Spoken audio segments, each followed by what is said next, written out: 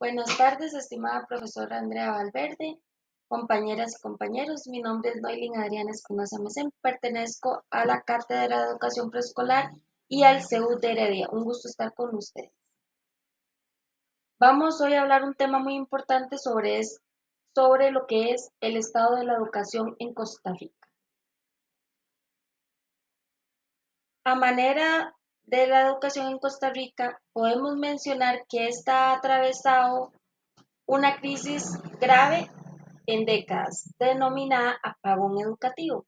Esta situación se ha dado por una combinación de rezagos históricos, recortes de presupuesto y la interrupción prolongada en ciclos lectivos causadas por huelgas y la pandemia de COVID-2019. ¿Por qué se indica que se está en un apagón educativo? ¿Por qué creen ustedes que se menciona sobre el apagón educativo? Bueno, podemos describir este apagón educativo como las interrupciones que se han dado en los ciclos lectivos que afectaron negativamente el aprendizaje de muchos y muchas estudiantes entre el año 2018 y 2021, debido a las huelgas de la pandemia COVID. Impacto de los aprendizajes básicos. La pérdida de aprendizajes básicos en áreas como lectoescritura, lectura y matemáticas han comprometido la calidad de la educación. ¿Por qué decimos esto? Porque es muy diferente que un niño aprenda en una clase virtual el proceso de lectoescritura o matemáticas que por ciencias sabemos que la mayoría de los y las estudiantes les cuesta las matemáticas porque debemos escuchar tal vez la clase y ver los procedimientos en una pizarra que ver las clases de procedimientos virtual, ¿verdad? También tenemos aspectos relevantes como es la falta de nivelación y recuperación. La crisis ha profundizado las brechas en el sistema, especialmente en los estudiantes de niveles de preescolar y básico diversificado, lo que hablábamos anteriormente. Dentro de las causas tenemos rezagados históricos, en donde hablamos un poquito sobre la identificación de problemas estructurales previos a la pandemia, como la baja inversión en educación y las deficiencias de la calidad educativa. ¿Por qué? Porque no tenemos aulas adecuadas en algunos sectores o escuelas o colegios o kinder de nuestro país para que se dé un óptimo aprendizaje de los niños y las niñas. Entonces, si la estructura de el kinder o escuela no están adecuados, no podemos dar clases adecuadas. Luego tenemos los efectos de la pandemia, en donde la emergencia sanitaria agravó estos problemas al forzar una educación remota, lo que fue las clases virtuales y demás, en donde no se garantiza y no se garantizó nunca que el niño tuviera un aprendizaje de calidad. Luego tenemos las interrupciones del ciclo lectivo, curso lectivo, en donde tenemos las huelgas. ¿Por qué? Porque si hay huelgas, los niños no cumplen su contenido a repasar, a estudiar y a aprender, porque no se da adecuadamente lo que es ese contenido. Entonces, o no se da o se da a medias, porque no hay tiempo, porque se gastó tiempo en huelgas. Y también tenemos las brechas en el personal docente. Si el personal docente tiene falta de capacitación continua, entonces no son docentes que puedan dar clases a los estudiantes, por ende, solo el personal capacitado va a tener sus aulas saturadas de estudiantes porque tienen que repartir tantos estudiantes entre tal vez solo un ejemplo, 10 docentes, a lo que va a llevar el docente a un cansancio mental, emocional y físico.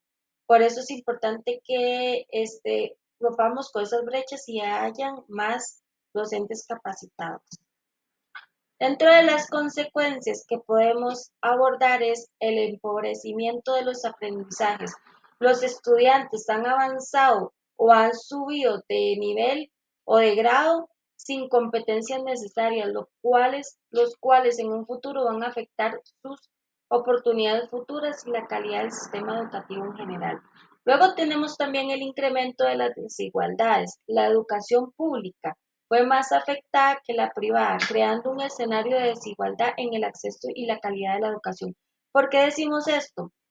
Porque la educación privada tal vez ha tenido el privilegio y la posibilidad de tener más acceso a Internet, más recursos tecnológicos que la educación pública.